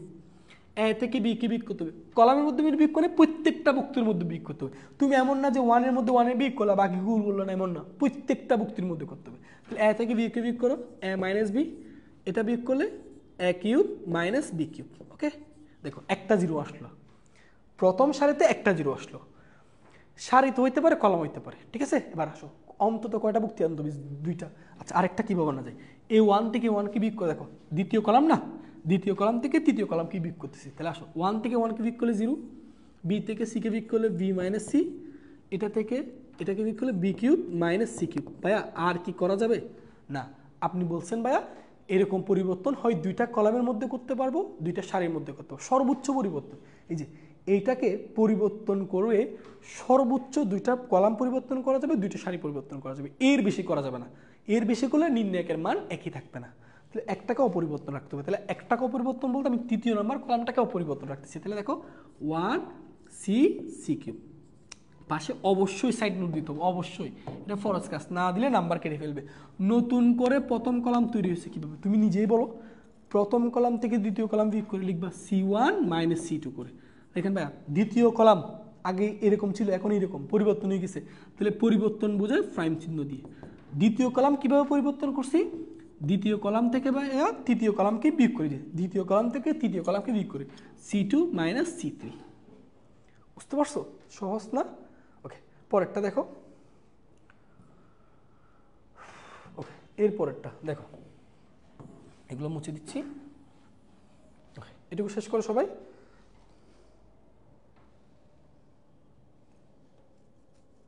আচ্ছা, যোগ করতে হবে কিনা কিভাবে বুঝবো? যদি মনে করো এখানে 1 আছে, এখানে 1 আছে, তাহলে বলো যোগ করলে কি জীবনও 0 হয় না? 1 যোগ করলে তখন 2 হয়ে যায়। তাহলে কি করতে হবে? বিয়োগ। তাহলে কখন যোগ করতে হবে, কখন বিয়োগ করতে হবে, এটা তো বুঝবা। তোমার উদ্দেশ্য তো 0 বানানো। এখানে 1 আছে, এখানে 1 আছে, দুইটাই পজিটিভ। তাহলে এই জন্য 1 থেকে এই 1কে বিয়োগ করলে 0 হয়, যোগ করলে কি 0 হবে না? যদি এখানে 1 আর এখানে -1 থাকতো, যদি এখানে 1 আর এখানে -1 থাকতো, তখন কি বিয়োগ করতে না? তখন বিয়োগ করলে তো মাইনাস প্লাস হয়ে যেত, তখন করতাম যোগ। এই 1 আর এটা ঋণাত্মক 1 যদি থাকতো তখন যোগ করতাম। তাহলে কখন যোগ করতে হবে, কখন বিয়োগ করতে হবে, সেটা ডিপেন্ড করবে আমার বুক্তির উপর। ঠিক আছে? আচ্ছা, ওকে, এবার আসো ভাইয়া। তাহলে এই জিনিসটা দেখো, এখন আসো এখান থেকে এই জায়গায় কপি করি। হ্যাঁ, এই যে আসো, এরপর এখানে কাজটা দেখো। আচ্ছা, তো ভাইয়া এরপর বিস্তার করব কাকে ধরে? যে সারি বা যে কলামে দুইটা বুক্তি শূন্য সেটাকে ধরে বিস্তার করবা। কেন? কারণ 0 আর 0কে ধরে বিস্তার করার কোনো প্রয়োজন নাই। তাহলে আমি এখানে বিস্তার করব হচ্ছে কাকে ভাইয়া? আমরা বিস্তার করব, দেখো একটু সহজ জিনিস দেখো, আমরা এখানে বিস্তার করব হচ্ছে প্রথম সারিকে ধরে। এই যে প্রথম সারিকে ধরে আমরা বিস্তার করব। কেন?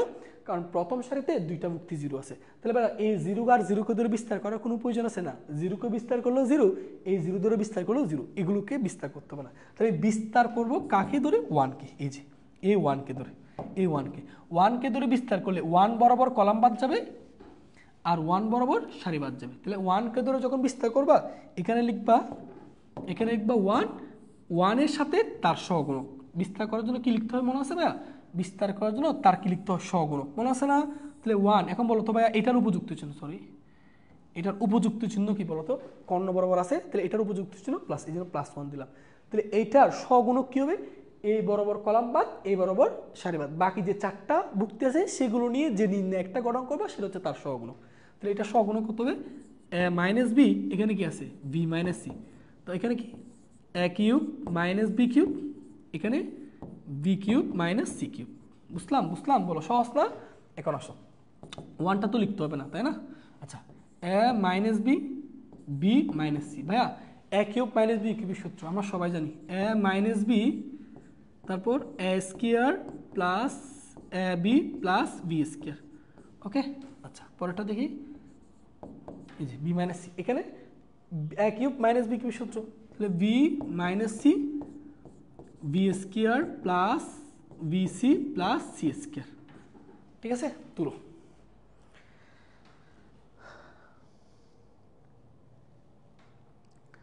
বুঝতে পারলাম? বলো সহজ কিনা বলো তো ভাইয়া। এই যে একটু তুলো, একটু দ্রুত তুলে ফেলো।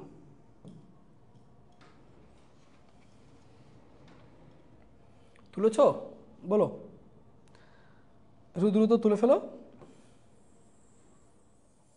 আচ্ছা, এরপর দেখো এই জায়গায় দেখো ভাইয়া, এখন তুমি লক্ষ্য করো তো ভাইয়া, এই যে এখন এখান থেকে দেখো প্রথম কলাম থেকে কি কমন? দেখো প্রথম কলাম এখানেও a - b আছে, এখানেও a - b আছে, তাহলে প্রথম কলাম থেকে আমি a - b কমন নিতে পারি। ঠিক আছে, দ্বিতীয় কলাম থেকে দেখো তো এখানে b - c আছে, এখানে b - c আছে, তাহলে দ্বিতীয় কলাম থেকে কি কমন যায়? b - c কমন যায়। তাহলে এখানে কি থাকতেছে? এখানে থাকবে 1 আর এখানে থাকবে a² plus ab plus b²। এখানে থাকবে 1 আর এখানে থাকবে b² plus bc plus c²। ঠিক আছে, এবার দেখো সহজ, A minus B B minus C. ভাইয়া এখানে আমরা শিখছিলাম প্রধান কর্ণগুণ মাইনাস গৌণ কর্ণগুণ, তাই না? আচ্ছা, প্রধান কর্ণগুণ করো B square plus BC plus C square minus গৌণ কর্ণগুণ করো A square minus A plus A minus A V minus V square. ঠিক আছে, তাহলে এখন দেখো এখানে A minus B B minus C. আচ্ছা, কি কি কাটা যায়? কাটা কিছু যায়? এই দেখো ভাই একটা জিনিস কাটা যাচ্ছে, সেটা হচ্ছে কি, এই দেখো plus B square minus B square কাটা যাচ্ছে, তাই না? তাহলে আসো এবার একটু সাজাই। এখানে দেখো সি স্কোয়ার মাইনাস এ স্কোয়ার আছে না ভাই, সি স্কোয়ার মাইনাস এ স্কোয়ার কিরকম লেখা যায়? সি প্লাস এ ইন্টু সি মাইনাস এ লেখা যায়। এই যে সি স্কোয়ার মাইনাস এ স্কোয়ার, সি প্লাস এ ইন্টু সি মাইনাস এ। ওকে, এবার দেখো এই যে এখানে প্লাস বি সি আছে, এখানে প্লাস মাইনাস এ বি আছে, তাহলে এখান থেকে কি কমন যায় বলো তো ভাইয়া? এখান থেকে আমি প্লাস বি কমন নিতে পারি, প্লাস বি যদি কমন নিই এখানে থাকবে কি সি মাইনাস এ। আশা করি বুঝছি। ঠিক আছে, এই যে এখান থেকে B square minus B square কাটা, এখান থেকে সি স্কোয়ার মাইনাস এ স্কোয়ারকে ভেঙে কি দিলাম সি প্লাস এ ইন্টু সি মাইনাস এ, আর এখানে প্লাস বি সি এখানে মাইনাস এ বি, তাহলে এই দুইটা থেকে আমরা বি কমন নিছি। ঠিক আছে, আচ্ছা তারপর দেখো শেষ অঙ্ক A minus B B minus C. Okay, তাহলে এখান থেকে দেখো ভাইয়া এই যে এখান থেকে একটু খেয়াল করলেই দেখো এই পুরোটা থেকে সি মাইনাস এটা কমন যায়, তাই না? সি মাইনাস এ যদি কমন না, এখানে থাকবে সি প্লাস এ প্লাস আর এখানে থাকবে বি। এই যে আমাদের যেটা প্রমাণ চাইছে সেই প্রমাণটা আমরা নিয়ে আসছি। এই যে আমাদের কাঙ্ক্ষিত প্রমাণ এটা চলে আসছে, তাই না? কাঙ্ক্ষিত প্রমাণ কি? A minus B B minus C C minus A. ঠিক আছে, এরপর এই যে এটাকে সুন্দর একটু গুছিয়ে লিখবা, এ প্লাস বি প্লাস সি। এটাই হচ্ছে আমাদের রাইট হ্যান্ড সাইড। আশা করি বুঝতে পারছো। ঠিক আছে, তাহলে আজকে এটুকু। ঠিক আছে, ওকে, আল্লাহ হাফেজ, আসসালামু আলাইকুম।